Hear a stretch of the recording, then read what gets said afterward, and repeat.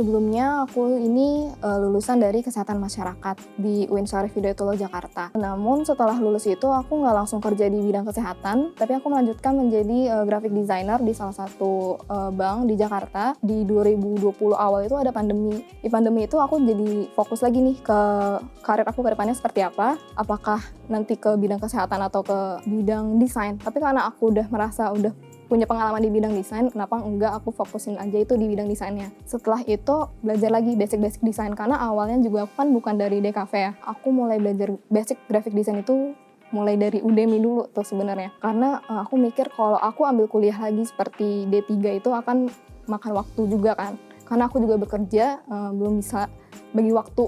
Jadi aku coba dulu deh kursus di Udemy.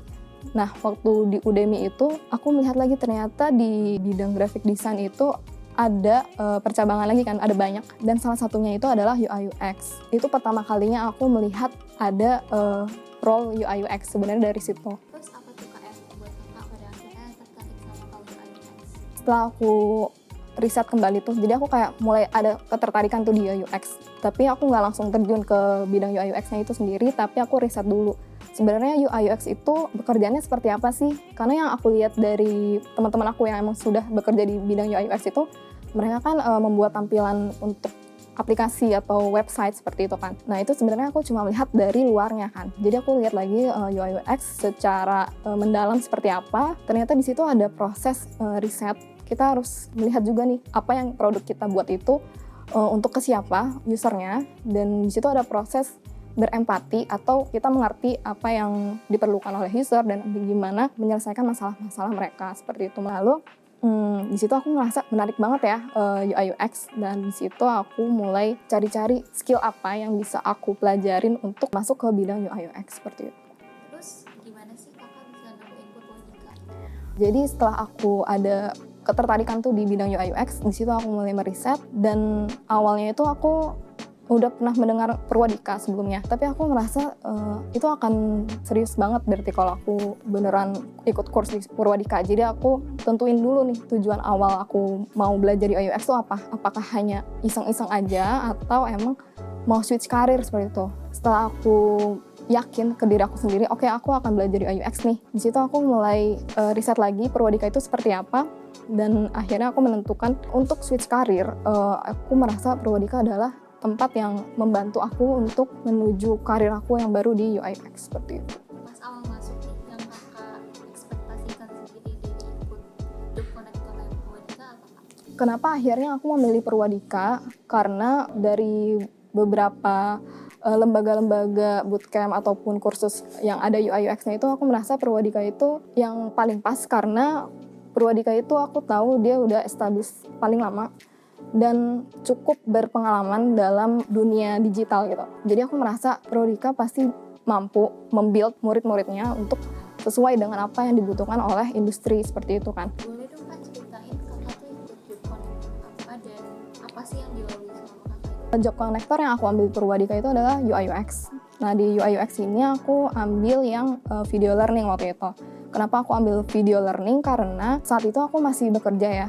Jadi aku mengambil video learning itu karena waktunya fleksibel. Aku bisa belajar melalui video yang bisa aku tentukan kapan aja aku mau belajarnya seperti itu. Tapi ada juga sesi mentoringnya dengan mentornya.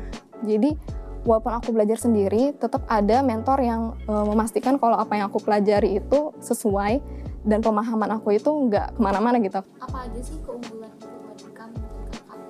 Dari ekspektasi yang aku harapin di Purwadika di awal tadi, aku ngerasa itu cukup terjawab selama aku belajar di Purwadika. Yang pertama adalah kurikulumnya yang sudah cukup baik. Jadi di situ aku belajar substansi materi-materi fundamental UI UX. Di situ juga ada tesnya. Jadi di beberapa modul itu pasti ada tes yang mengukur kemampuan aku, apakah secara teori itu aku udah paham sama materi UI UX-nya. Terus di situ juga kan ada nilainya ya, jadi aku bisa tahu bagian mana aja yang aku kurang mengerti, yang aku kurang paham. Jadi waktu sesi mentoring tuh aku bisa tanya lagi ke mentornya seperti itu. Portofolio itu kan penting untuk kita switch karir.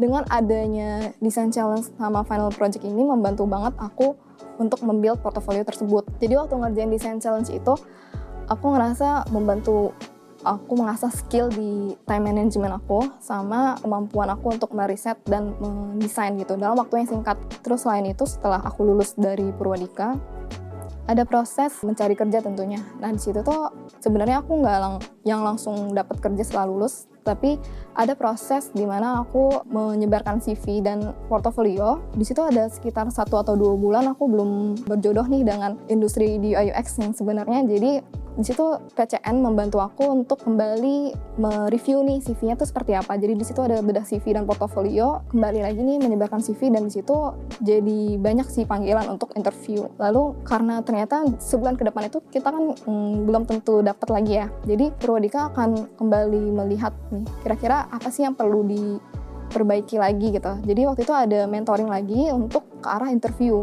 Jadi ternyata kan walaupun kita udah paham substansi mengenai UI UX, tapi kita juga harus belajar nih skill untuk bergaining diri kita ke recruiter atau user yang akan mempekerjakan kita gitu. Jadi di situ aku belajar lagi mengenai interview, dan tentunya ada juga design challenge yang dibantu oleh tim PCN seperti itu. Boleh dong Kak tips nih buat teman-teman yang juga mau switch karir? Kalau untuk switch karir itu aku tipsnya lebih ke arah menentukan tujuan untuk switch karir. Jadi yang pertama itu aku rasa tujuan itu harus datang dari diri sendiri gitu. Jangan dari orang lain atau memang lagi ramai ini ada yang switch karir gitu. Tapi lebih fokus ke diri sendiri, kenali apa yang ada di diri gitu, potensi apa yang kita punya, kekurangan kita dan kelebihan kita, background kita tuh seperti apa.